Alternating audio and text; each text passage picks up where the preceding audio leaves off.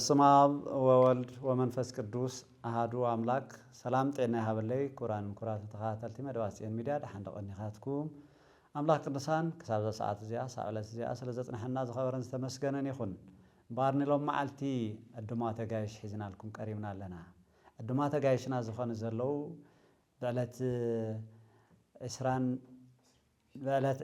بعلت عسرا سنة أب قدس فريمناتوس منفساو كولج استمرقوا ثلاثة فقرات حوات يوم زخون زلوا عندما تجايشنا نزم حوات زياتهم حزنا لوز قربنا وانا رأسنا زخون نساتهم أب استمرقوا العلت زاتوا قال نيرو زاتوا قال بعلو عبي تمرت الذهب سلازخونه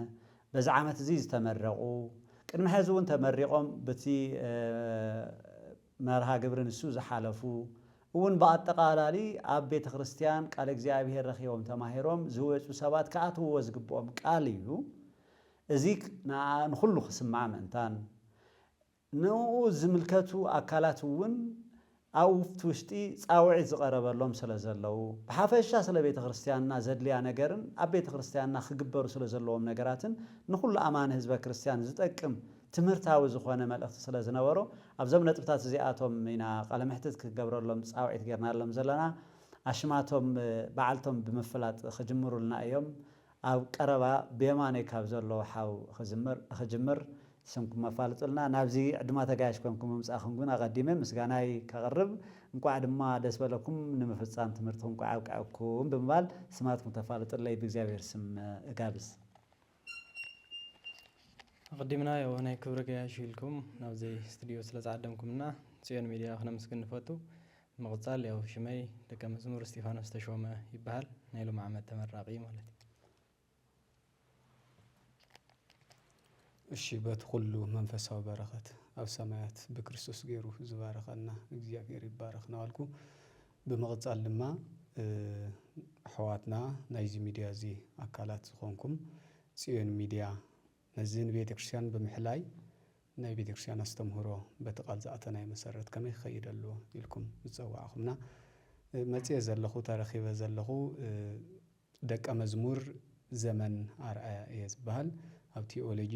ወነገረ መለኮት ኮሌጅ ቅዱስ ፍሬምናጦስ አባ ሰላማ ከሳቴ ብርሃን መንፈሳዊ ኮሌጅ ሰነ 2018 በነገረ መለኮት ዲግሪ ፕሮግራም የተመረቀ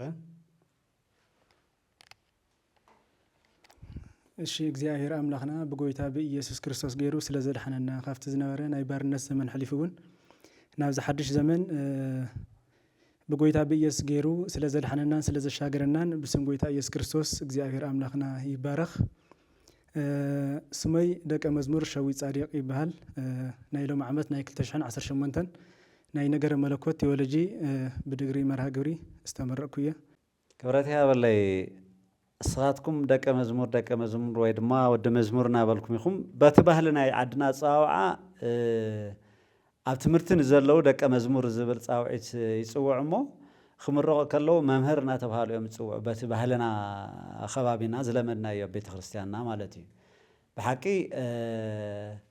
ኩሉ ናይ ክርስቶስ ዝኾነ ወዲ ክርስቶስ ደቀ መዝሙር ክርስቶስ ተባሂሉ ከም ዝጽዋዕ ኣቲ ቃል ኣምላኽ ይነግረና ደቀ መዛሙርት ይግበርዎም እዩ ዝበሎም ነተም ዓለም ዘሎ ህዝብን አይዛብን ኩሎም በሓደ ሰብሲቡ ኣምሂሮም ኣጥሚቆምስ ደቀ መዛሙርት ክርስቶስ ተኸተልቲ ክርስቶስ ተማሃሮ ክርስቶስ ኩሉ ግዜና ተማሃርና ነበር ብምባል እሞ ብኸምኡ ብርክን ወስዶ ንኽእልና ግን በቲ ናይ ከባቢና ባህሊ ድማ ካብታት ተመረቕኩምላ መዓልቲ ብነገረ መለኮት ተመረቕኩም መምህራን ኮንኩም ናብ ቤተ ክርስቲያን ስለዝተመደብኩም መምህር እናተባሃልኩም ትጽውዑ ዘለኹም እሞ መምህር እስጢፋኖስ መምህር ዘመን መምህር ሸዊት እናወልከ ክጽውዑም በቲ ጻውዒትና መሰረት ማለት እዩ ኩራትን ተኸታተልቲ መደብና ሓቢርኩምና ክጸንሑም እዞም ሰለስተ ፍቁራት ኣሕዋት ነንባዕሎም ድማ ኣዝዮም እዮም ዝፋተው ብዛዕባ እዚኣ እውን ተዘነገሩና ደስ ይብለኒ ዝኾነ ነገር ክብሉና ኮነ እዮም መንጋ ሓዲኹም ክትውስኹላ ምስኣ ግን ትምህርቲ ጀመርኩምሉ ኣብ መንፈሳዊ ኮሌጅ ቅዱስ ፍሬምናጦስ አባ ሰላማ ከሳቴ ብርሃን ማዓሳ ዓመተ ምህረት እዩ ክሳብ ዛ ዝተመረቕኩምላ ከመይ ነይሩ ህይወት ትምህርቲ መንፈሳዊ ኮሌጅ ኣብ ኣከላ ግን ቅድሚኡ ስትፋለጡ ዶ ነይርኩም ኢኹም ሰለስቲኹም ኣነ ብብዙሕ ኣብ ቀረባ ግዜ ክምልከተኩም ጀሚረ ግን ቀዲሞም መምህራንኩም ናብ ክላስ ከይቀርየስ ኣቀማምጣኹም ከም ዝሓዝ ተቐመጥዋ ዘለኹም ምዃና ፈሊጠ እሞ መምህራንኩም እውን ብዛምሳኹም ዘላ ምናልባሽ ሓደ ተቐሪኳስ ሓቢርኩም ተቐሪሉ ኣጋጣምታት ነይሩ ይበሃል እሞ ተዘክሮታትኩም እሲ ኣብኡ ከሎ እናነገርኩምኒ ብሱር መዓሲኹም ተፋሊጥኩም ካብ ቀደምኩም ዲኹም ብሓደ ነይርኩም ኮንኩም ወይስ መንፈሳዊ ኮሌጅ ከምዚ ገይራ ኣሲራትኩም ብፍቕሪ ክብል እውን ደሊ ካብታ ሕቶይ ክጅምሩ ናብ ብቐረባይ ዘላ ህዝብና መምህር እስጢፋኖስ ከሸጋግር እሺ ያው እና መንፈሳዊ ኮሌጅ ከሳቴ ወራ መንፈሳዊ ኮሌጅ አተናሉ ዕለት 2013 ዓመተ ምህረት መጋቢት 7 ኢናቲና ያው ዝድምጽ ዝኽ መጸና ከሎ ጻውዒት ዝንረከብ ከለና ደስ እንዳለና ኢና መጺና መቸስ ቆልዓ ኾንካ ትምንዮ ነገራት ኣሎ ትምህርቲ ዝኽማሪ ትምህርቲ ማሪ ትብሎም ነገራት ስለ ዘሎ ሓደ በግለይ ካብቶም ኩማሃሮም ዝደልዮም ዝነበሩ ትምህርትታት ናይ መጽሓፍ ቅዱስ ትምህርቲ ካብቶም ኩማሃሮም ኢለ ዝናፍቆምና ዝምንዮም ከም ዓላማውን ዝሕዞም ዝነበሩ ኣጀንዳታት ሓደ እዩ ጻውዒት እዚ ከዓ ኣብ ዝቐረበለይ ሰዓት ተዕድል ዝተሳኺኡ እግረይ ናብ ከሳቴ ወራ መንፈሳዊ ኮሌጅ ኣምሪሓ ጻንሒትና 2013 ምዞም ፍቑራት ኣሕዋት እዚኣቶም ኢና ንጅምር ማለት እዩ ኣብ ሰዓት ንሱ ያው ካልኦት ኣሕዋቶም ነይሮም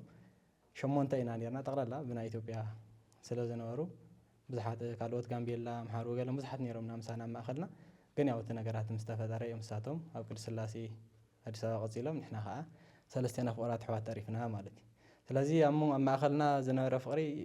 ብሓቂ ብኣንደበት ዝግለጽ ነገር ኣይኮነን ቅድሚ ንፋለጠሉ ክሳይ ኣይነበረናን ኣብዚ ቅድስቲ ስፍራ ወይ ከዓ መንፈሳዊ ኮሌጅ ኢና ተፋሊጥና ፍቕረና ግን ብኣንደበት ዝግለጽ ኣይኮነን ናይ ብሓቂ ምሒር ኢና ተፋቲና ምሒር ኢና ተፋቒርና ያው ቀማምጣና ጀሚሮስ ከምዚ ኢና እንትንብል ኣብ ክላስና ዓርሱስ ካብ መምሃራን ዝወሃበና ስያመታት ነይሩ ሓደ ግዜ ሰለስቱ ኣእማድ ይብሉና ሰለስቱ ደቂቅ ይብሉና ብዙሕ ዓይነት ስማት ዝወሃበና ነገራት ነይሩ ኢቭን ናብ ክላሳት እውን ሓደ ሓውና እንድሕር ተሪፉስ ኣይ ሎማዓንቲ ሓውና የለንን እሞ ከምዚ ያለ ክንገብራ ኢልናስ ነመኻንየሉ ሰዓት ነይሩ እቶም መምሃራንን ብደንብ ይርደና ቦይ ትናትኩም ፍቕሪ ገለ ኢሎም ከምኡ ዓይነት ሓሳባት ነይሩ ስለዚ ያው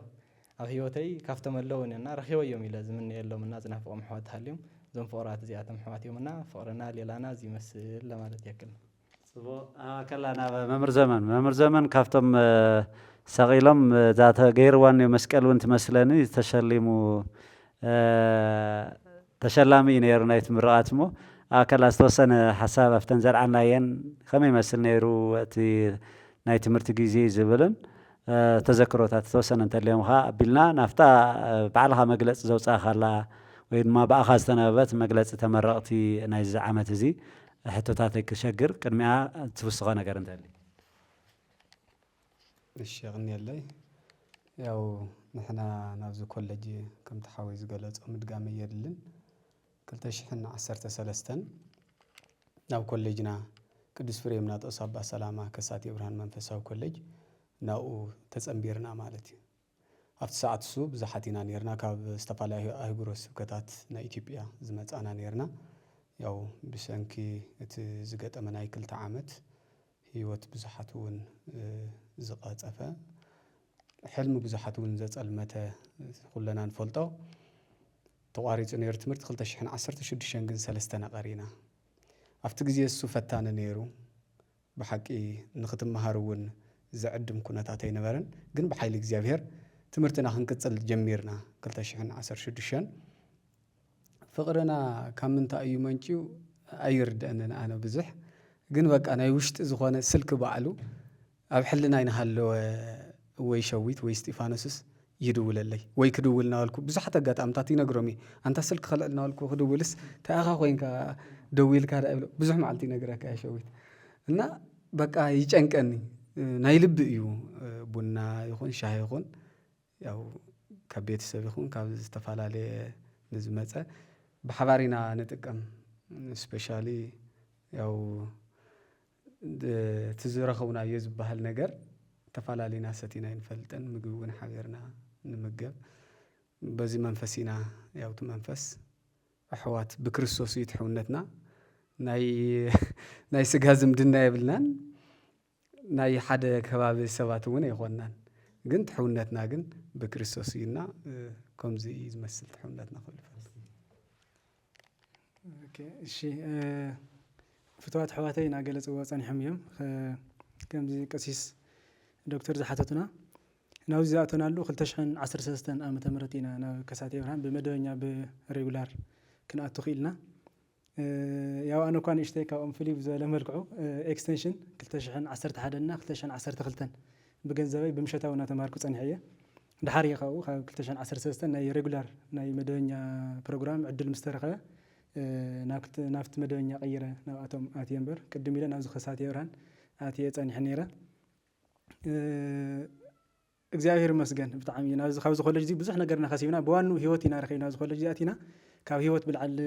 ምስኡ ድማ ተወሳኺ ምስቲ ሂወት ናይ ዘለኣለም ሂወት ዝረኸብናዮ ትዝነበረና ናይ ልምዲ ዝኾነ መጻጻ ብቃል ኣምላኽ ኣታሒዝና ብደንቢ ሂወትና ዝፈተሽናሉን ሂወትና ዝረኸብናሉን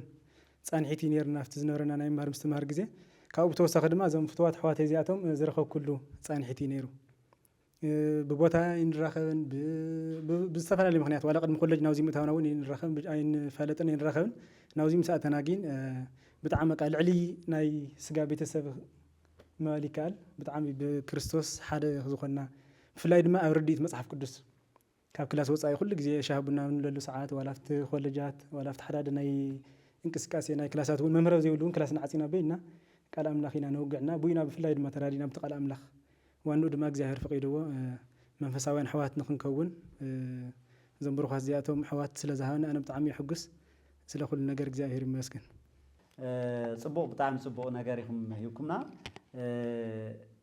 ኣብትና መግለፂ እስቲ ነእትው ከም ቃል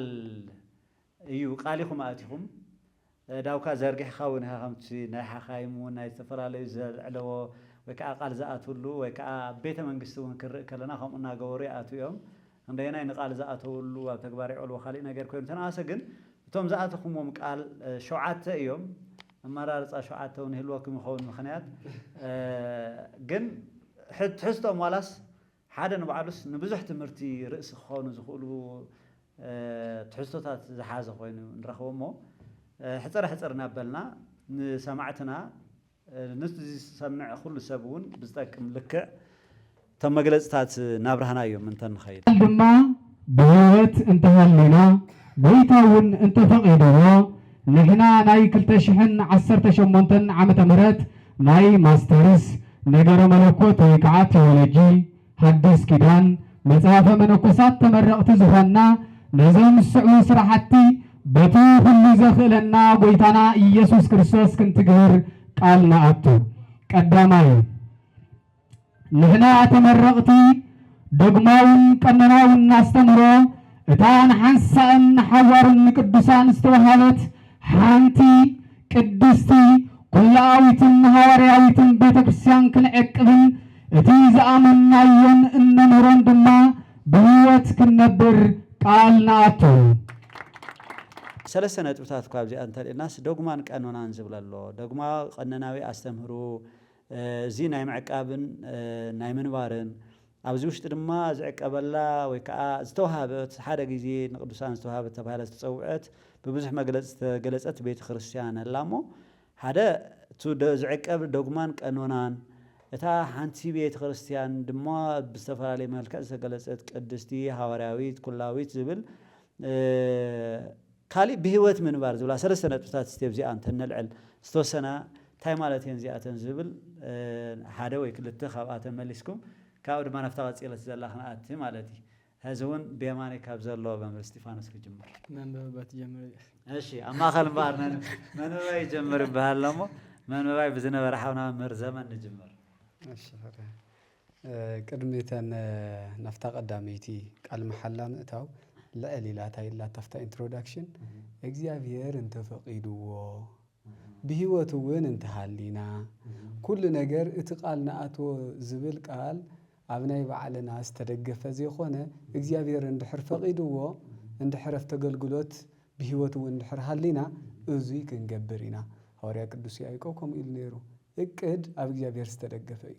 ጽባሕ ከምዚ ክንገብር ኢና ከምዚ ክንገብር ኢና ይትበሉ ታይዳ ኣይትፈልጥዎ ናይ ጽባሕ ነገር እግዚአብሔር እንተፈቂድዎ ግን ከምዚ ክንገብር ኢና በሉ ዝብል ኣብ መልእኽቲ ያዕቆብ እውን ከም ዘሎ እዚ ክንኣቱ ከለና ናፍታይ መጀመርያ እግዚአብሔር ተፈቂድዎ ታይና ንብለን ንሕና እንተሃሊና ማለት እዩ ዶግማ ቀኖና ናይ ቤተ ክርስቲያን ብምሕላው ምክንያቱ ዶግማዊ ኣስተምህሮ ወይ ከዓ እቲ ዶክትሪን ንብሎ ንኩሉ መግለፂ ማለት እዩ ናይ ሓደ ክርስትና መግለጽ እዩ ንሕና እውን ከም ክርስቲያን ከም ኦርቶዶክስ ተዋህዶ ከም ተቐጥታ ናይ ቅዱሳን ንቅዱሳን ዝተዋሃበት ሓንቲ እያ እታ ቅድስቲ ዝኾነት ቤተክርስትያን እታ ሓንቲ ዝኾነት ናይ ባዕላ ዶግማ ኣለዋ እቲ ዶግማ እሱ ቤተክርስትያንና ኩሉ ግዜ እውን ብጸሎት ኢና ማሕበረሰብና ያው የስተውዕሎ ብዘየገድስ ግን ናይ ዕለታዊ ጸሎትና እዩ ተኻቲቱ ጸሎት ሃይማኖት ዝብል እሱ እዩ ዶግማ ካብኡ ወፃኢ የለን ብሓደ ኣምላኽ ንኣምን ሓደ ኣምላኽ እውን ሰማይን ምድርን ዝፈጠረ በቲ ሓደ ወዱ ኢየሱስ ክርስቶስ ተሰቂሉ ዘድሕነና ብሓንቲ ጥምቀት ብናይ መንፈስ ቅዱስ ርደት ዳግማይ ብዝመጽእ እውን ተስፋ ንገብር ኣብዚ ተስፋ እዚ ዝተመስረተ እምነት እዩ ዘለና እዚ ዓቂብና ቀኖናው ደሞ ሕግታት ዝወፁ እኒአው ቀኖና ባይኤን ሚኑስ ዝኾነ ሰዓት ዝቕየር እዩ መሰረት ጌርካ ናብቲ ኩነታት መሰረት ጌርካ ተነባራዊ ምስቲ ማሕበረሰብ ኩነታት ጌርካ ዝሕገግ ሕግታት በቦታት ዝወፅ እዩ ሎካል እዩ እቲ ዶክትሪን ግን ኢኮኖሚካል ካውንስል ኣብ ዝገበርዎ ኣብኡ እዩ ዝድንገግ ማለት እዩ መሰረት ንዓለም ሓደ ዝገብራት ትዶግማ ምስ ኣብ ዓለም ዘለዎ ኣሃት ቤተክርስትያን ይኹን ምስ ዓለም ዘሎ ክርስቲያን ያው እስካብ ሳልሳይ ረብዓይ ክፍለ ዘመን ዝነበረ ዝተደንገገ ሕጊ እዩ ትዶግማ ንብሎ ዘለና እቲ ቀኖና ደሞ ንኣና ዝሓቁፍ ንማሕበረሰብና ክሓቁፍ ዝኽእል ስርዓታት ንኣቶም ሓሊና ብዘይ ስርዓት ምንባር ቅዱስ ጳውሎስ ታይል ነይሩ ኩሉ ነገር ብስርዓት ግበርዎ ስለዚ ብስርዓት ክኸውን ስለ ዘለዎ እቲ ቀኖና ዝወፀ ብስርዓት በቦታት እውን ዝውስኽ ዝቕነስ ተሃልይዎ እውን ዝተቐነሰን ዝተወሰኸን ብሊቃውንቲ ተራእዩ እሱ ክንሕሉ ኢና ቅድስት ቤተክርስትያን ከም ዘምህረትና መጠን ንኡ ክንሕሉ ኢና ዝብል እዩ ያው ቤተክርስትያንና ቀጸለ ኣቢሉ እታ ሓንቲ ቅድስቲ ኩሉ ኣብት ሓንቲ እያ እምነት ሓንቲ እያ ካብኡ ዝተረፈ ያው መንገዲ ሓደ እዩ ሓንቲ እንድሕር መንገዲ እንድሕር ኮይና ኩሉ ናብ ዝተሰሓተ እዩ ማለት ይትወይ ስለዚ ሓንቲ መንገዲ ከም ዘላ እቲ ሓንቲ እምነት ንቅዱሳን ዝተዋሃበት ቅዱሳን ማለት ዝተፈለዩ ቅድስቲ ኣንሳ ዝተፈለየት እያ ዝተፈለየት እንድሕር ተኮይና ንመን ትምልከት ማለት እዩ ንዝተፈለዩ ንቅዱሳን ዝተዋሃበት ዓርሶም ንክርስቶስ ዝፈለዩ ክርስትና ክበሃል ከለ መሰረቱ ኣብ ክርስቶስ እዩ ስውንታይ ነይሩ ታ ቤተክርስቲያን እስከ ሃንፃ እየ ኣብ ምንታይ እያ ትህነፅ ታ ቤተክርስቲያን ዲበዛቱ ኮክስ ዝበለን ጴጥሮስ ማለት እዩ ንስኻ ወዲ ህያው እግዚአብሔር ኢኻ ዝብል ኮንፌስ ምግባር ምንጋር ማለት እዩ ክርስቶስ ወዲ ህያው እግዚአብሔር እዩ ኢሉ ኣብ ዝኣምን መሰረት እዚኣ እታ መሰረትና ነዚኣ እታ ሓንቲ ቤተክርስቲያን ካብዚኣ ወፃእ መሰረት ዘላ ያው ንዛ መሰረት እዚኣ ክንሕሉ ንሕና እግዚአብሔር ተፈቂድዎ ኣብዚ ክንምስረት ኢና ወይ ከዓ ንኩሉ እውን ኣብዚ መሰረት እዙይ ተጸምቢሩ በዚ ክንከዲና ትብል እያ እታ ሓንቲ ትገብረና ማለት እዩ እሺ ያው ብሩሓውና ዘመንና ገለጸ ጸኒሕ እዩ ናይ ቤተክርስቲያን ባህርያት ዝበሃሉ ኣለው ኣርባዕተ ልክዕ ከምቲ ኣብ ጸሎት ሃይማኖት እውን ዘለ ከምኡ እውን ኣብቲ ስርዓተ ቅዳሴ ጸልዩ በእንሰላም ቤተክርስቲያን ዝበሃል እውን ሓንቲ ቅድስቲ ኩላዊ ዝኾነት ዓለም አቀፋዊ ዝኾነት ሓዋርያዊ ዝኾነት እናተባህለ ኣርባዕተ እየን ናይ ቤተክርስቲያን ባህርያትና ይሁዳ እውን መልእኽቱ ምዕራፍ 1 ቁጽሪ 3 ገሊጽዎ ኣሎ ተሓንሳዓን ሓዋርን ዝተዋሃበት እምነት ወይም ሃይማኖት ይብላ ንኣኽ ትጋደሉስ ይጽሕፈልኩም ኣለኹ ይብል ሞ ስለዚ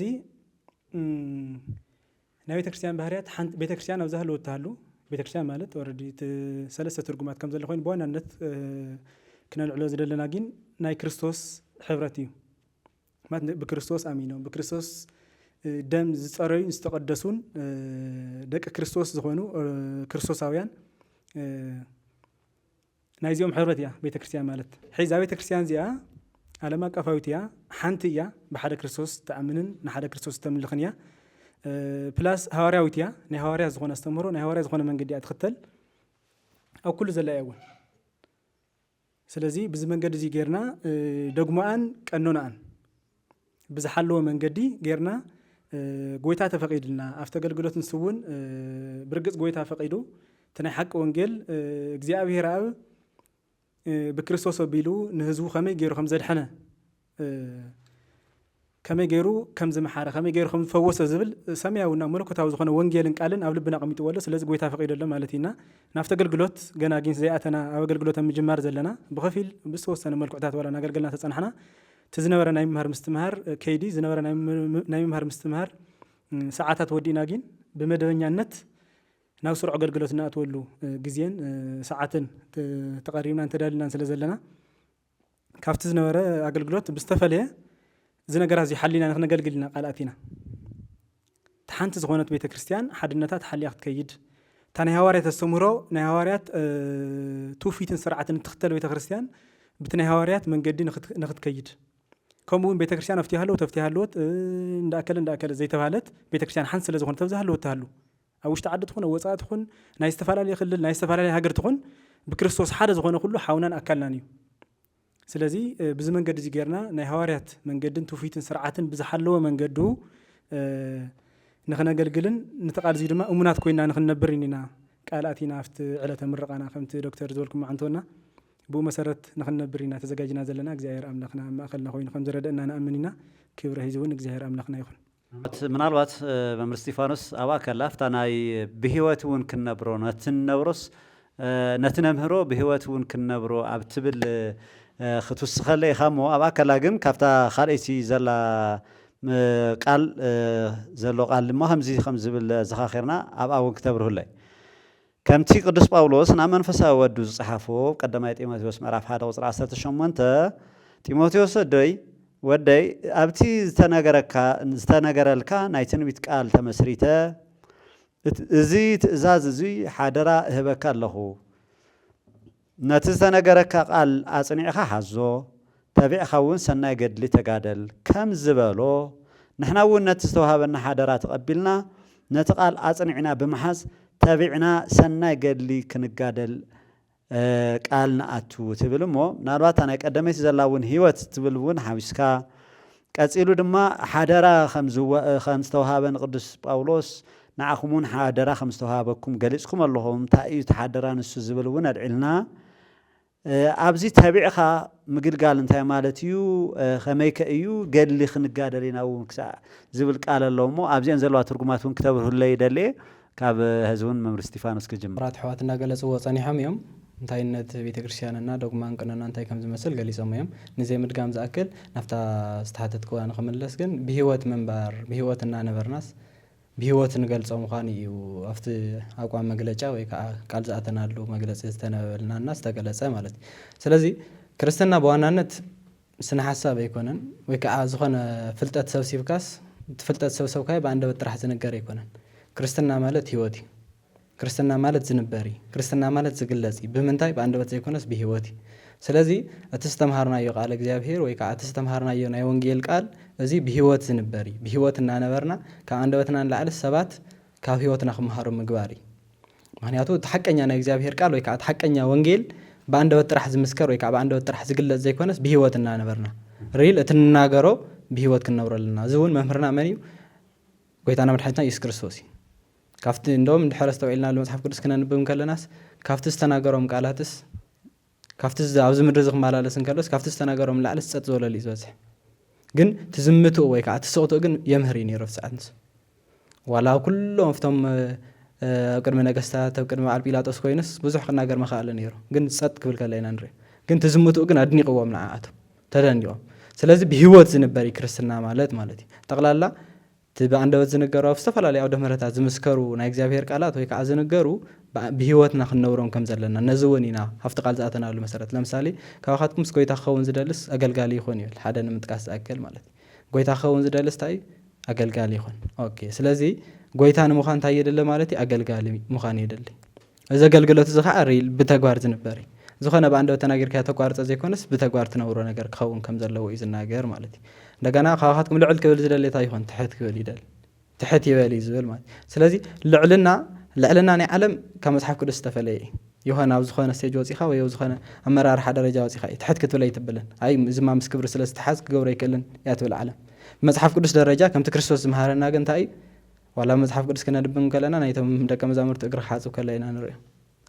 تحتيلو زمغلغلوتا زياتهم نفتم استنعقنا حتياتنياتا زخون محبرسب داخله نعاتهم ساعتهم كوعل كلهم ساعتهم كمغب كله إنا نري محبرسب كله زنعقمنا زنا شومس كفتم زحميلهم زنور أجندات كون كريستوس حدثي بس حتياتنياتا تيزوعل مستم زموت يزوعل زول حسابات يمزل على نيرم سلازي نحناون مزخنا مز كبري ወይ ከዓ ምስ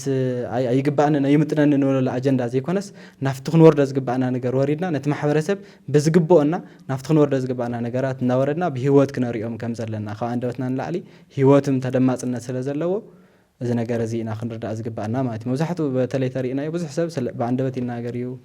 በአንደበት ይመስክር ግን ኣብ ህይወቱ ክንሪአን ከለና ብዙሕ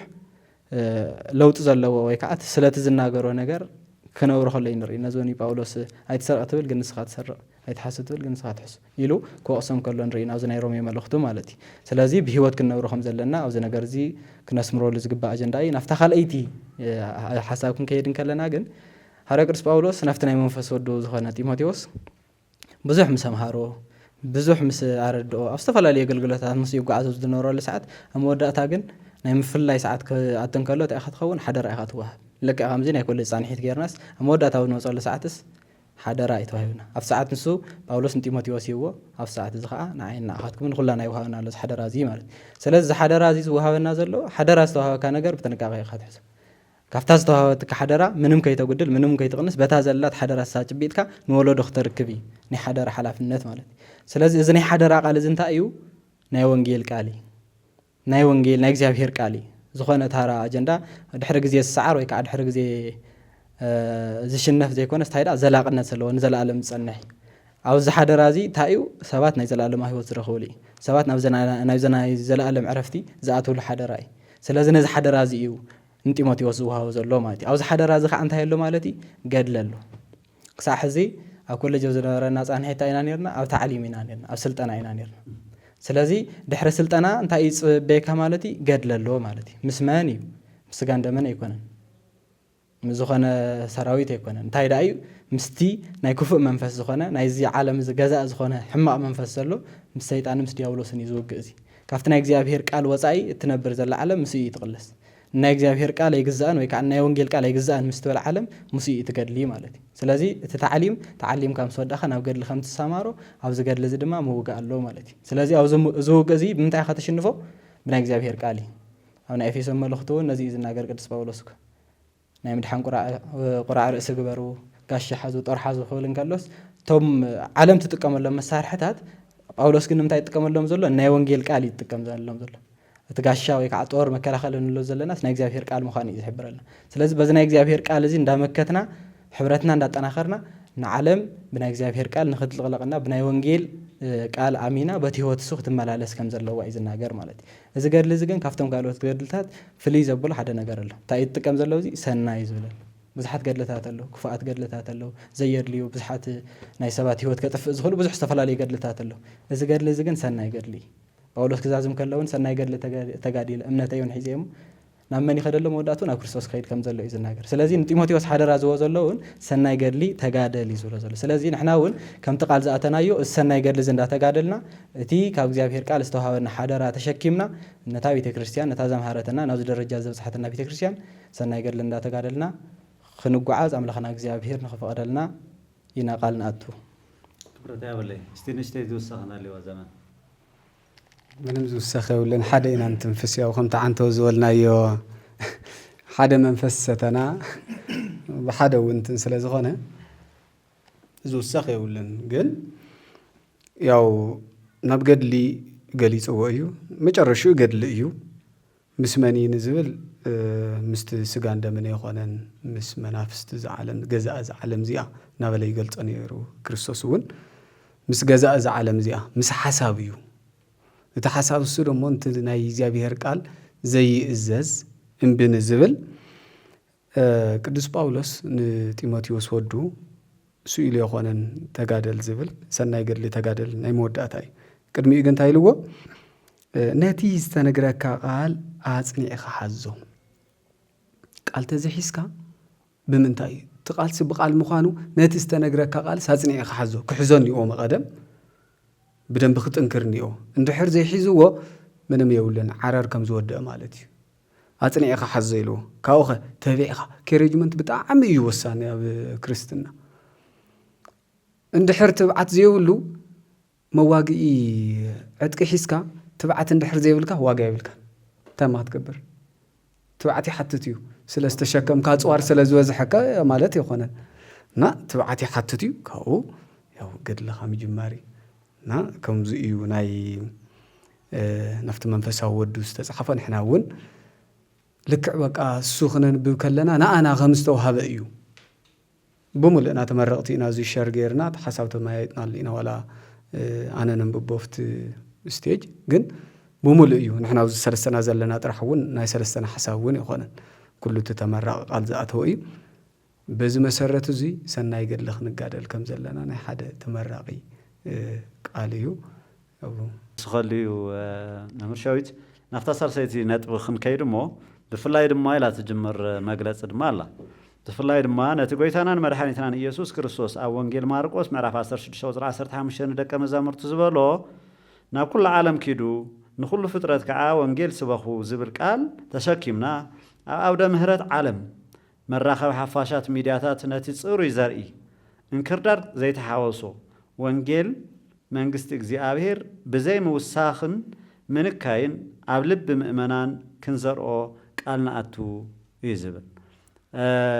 ብዙሓት ነጥብታት ክመፅኦም እታ ብፍላይ ዝብል ከም ዘሎ ኮይኑ መራኸቢ ወይ ድማ ኣውደ ምህረት ዓለም ይብል ምናልባሽ መራኸቢ ሓፋሽ ሚድያታት ዝብል ናብኡ ዝትርጉም ድዩ ዝመስል ይመስለኒ ኣብዚኣ ዝተወሰነ ነገር እንተትብለለይ ካብኣ ቀፂላ ድማ ነቲ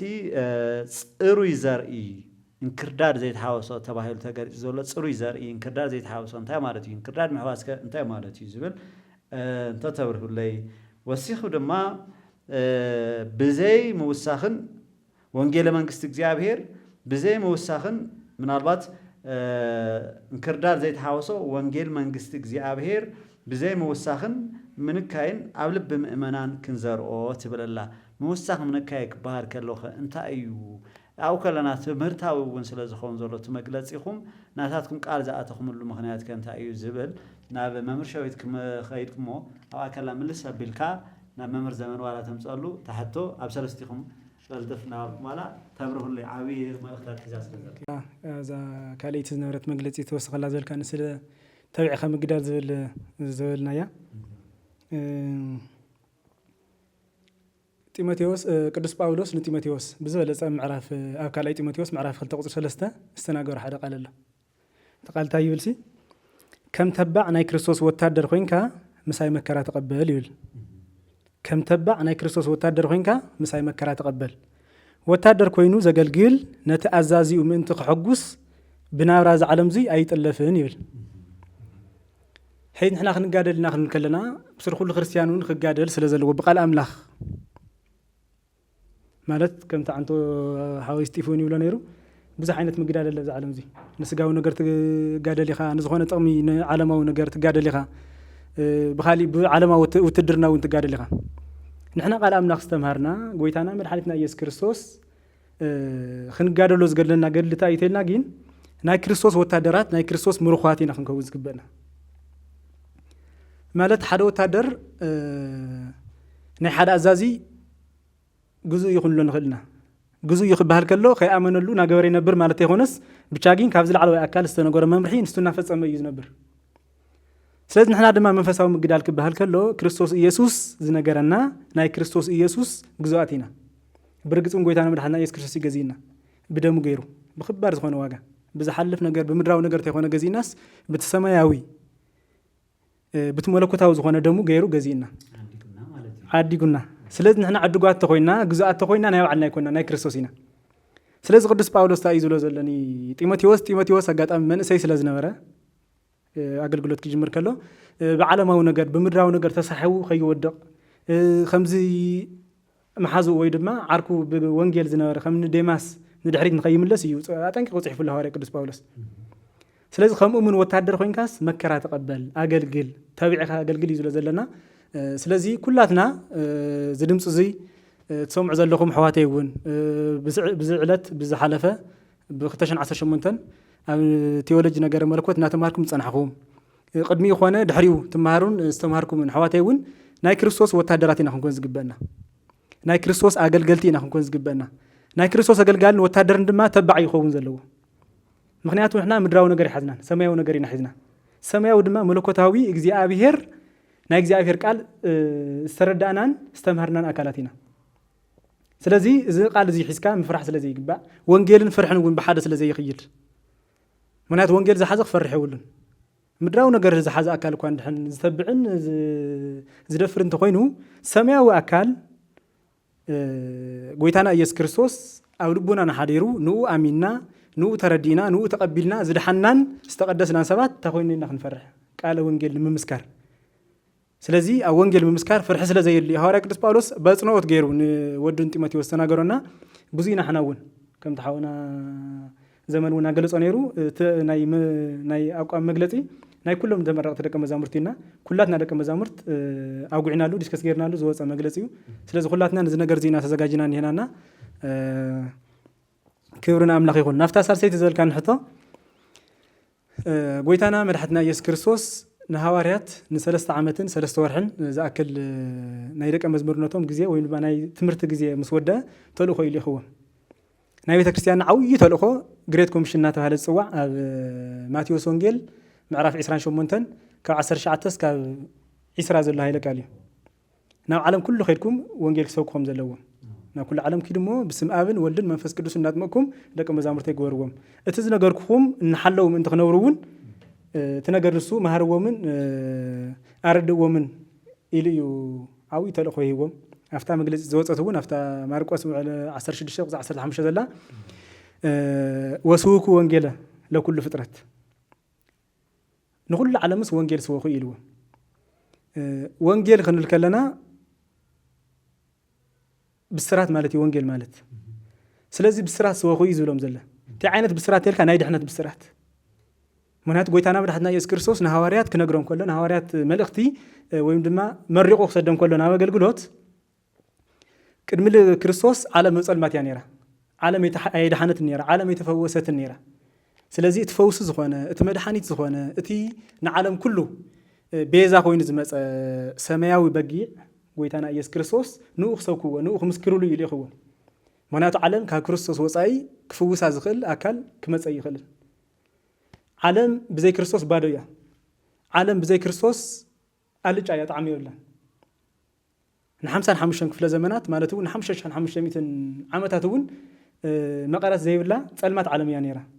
ስለዚ ተብ ጸልማት ዝነበረ ህዝቢ ዓብዪ ብስራት ዓብዪ ብርሃን ዓብዪ መድሓኒት ስለ ዝመጾ እቲ ብስራትን እቲ መድሓኒትን ንሱ ድማ ጎይታና ኢየሱስ ክርስቶስ ስለ ዝኾነ እዩ ንሐዋርያት ንኣይ ሰወኹን ኢልዎም ወንጌል ሰወኹ ማለት ንኣይ ሰወኹ ማለት እዩ ምክንያቱ ወንጌል ማለት ጎይታና ኢየሱስ ክርስቶስ ባዕሉ ስለ ዝኾነ ወንጌል ንኩሉ ዓለም ንኩሉ ሰብ ዘድሕን ሓይሊ እግዚአብሔር ስለ ዝኾነ ስለዚ ብጥቃ ንሱ ተመሪሕና ንሕና እውን ከምቲ ሐዋርያት ንሐዋርያት ጎይታና መድሓኒትና ኢየሱስ ክርስቶስ ንሐዋርያት ትእዛዝ ዝሃቦም ንሕና እውን ብልክዕ ክነምህርን ክንመክርን ክንግስፅን እንተቃል ንሱ እውን እሙናት ክንከውን ዝብል ናይ መግለፂ ናውፂና ነርናና ቃል እግዚአብሔር ንጹህ እዩ ከምቲ ኣብ መዝሙረ ዳዊት ምዕራፍ 12 ቁፅሪ 6 ዝበሎ ቃል እግዚአብሔር ንጹህ ቃል እዩ ይብል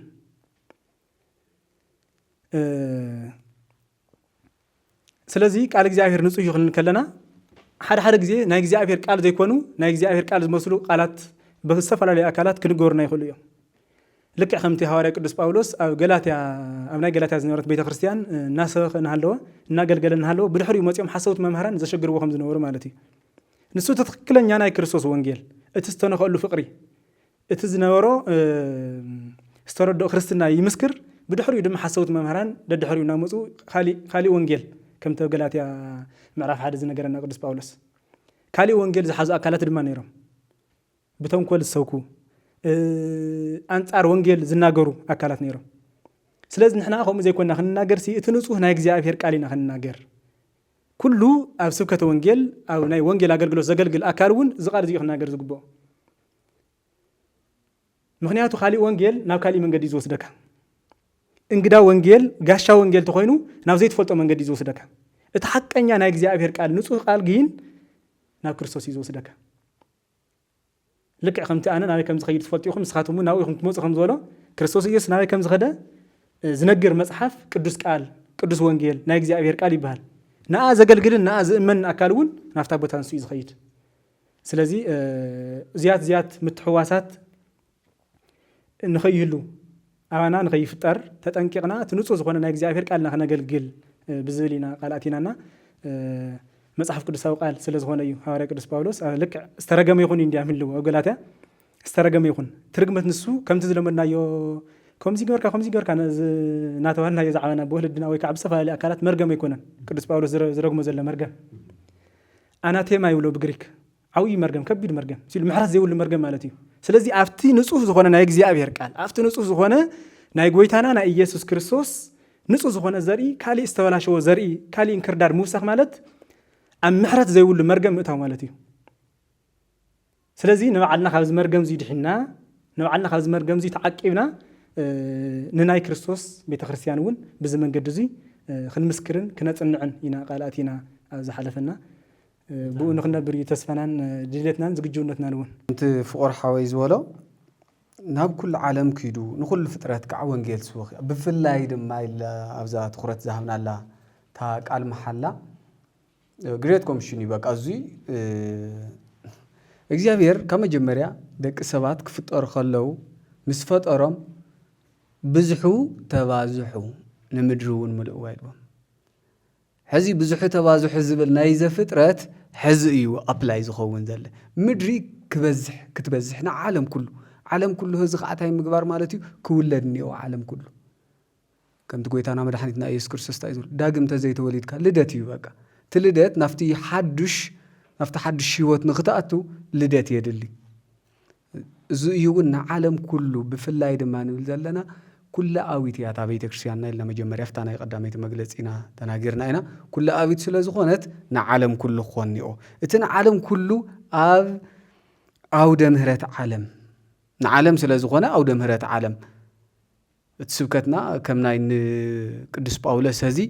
ብመርከብ ብጃልባ ምኻድ ንኣየ የድልየንን መራኸቢ ሓፋሽ ልክዕ ከምቲ ናይ ሎም መዓንቲ ጽዮን ሚድያ ገይርዎን እየ ንዓለም እዩ ንዓለም ኢና ንናገር ኣለና ይስማዕ ኣይስማዕ ዘወእ እዝኒ ሰሚዐ ለይስማዕ ኢልዎ እቲ እዝኒ ዘለዎ ይስማዕ ንዓለም ንናገር ኣለና ኣየና ኢና ንናገር ንሕና እቲ እንክርዳድ ዘይተሓወሶ ጽሩይ ዘርኢ ካብዚኣ እንተወሲኽኩም ኢልዎም ሐዋርያ ቅዱስ ዮሐንስ ኣብ ናይ መጨረሻ ምዕራፍ ኣብ ራእይ ዮሐንስ ኣብ ጽሓፈ መጽሓፉ እንታይ ይብል ምዕራፍ 22 ቁፅሪ 18 ኣነ ነዚ ኣብዚ መጽሓፍ እዚ ዘሎ ቃል ትንቢት ንዝሰምዑ ኩሎም እምስክረሎም ኣለኹ ዝኾነ ሰብ ኣብ ልዕሊ እዙይ እንተወሰኸ እግዚኣብሔር ከዓ ኣብዚ መጽሓፍ እዚ ተጽሒፎም ዘለው መቕሰፍትታት ክውስኸሉ እዩ እንተወሲኹ መቕሰፍትታት እዩ ዝውስኸሉ እግዚኣብሔር ስለዚ ምንም ምውሳኽ የድልን ናፍቲ ጽሩይ ቀፂሉ ከዓ እንታይ ኢሉ ቁፅሪ 19 ዝኾነ ሰብ ካብ ቃላት ትንቢት እዚ መጽሓፍ እዚ እንተኣጉደለ እግዚኣብሔር ካብተን ኣብዚ መጽሓፍ እዚ ተጽሒፈን ዘለዋ ኦም ህይወትን እታ ቅድስቲ ከተማን ዕድሉ ክጎድለሉ እዩ ተስፋና እታ ቅድስቲ ከተማ እያ ተስፋና ካብቲ ኦም ህይወት ምብላዕ እዩ ንዘለዓለም ከዓ ሕያው ኮይንካ ምንባር እዩ ካብዚአን እውን እንድሕረ ጉዲሉ እውን ካብዘን ዕድላት እዚአን ክጎድለሉ እዩ ስለዚ ካብቲ ጽሩይ ዝኾነ ዘርኢ እቲ ዘርኢ እሱ እንታይ እዩ እቲ ወንጌል እዩ ንዓለም ዝተውሃበ ወንጌል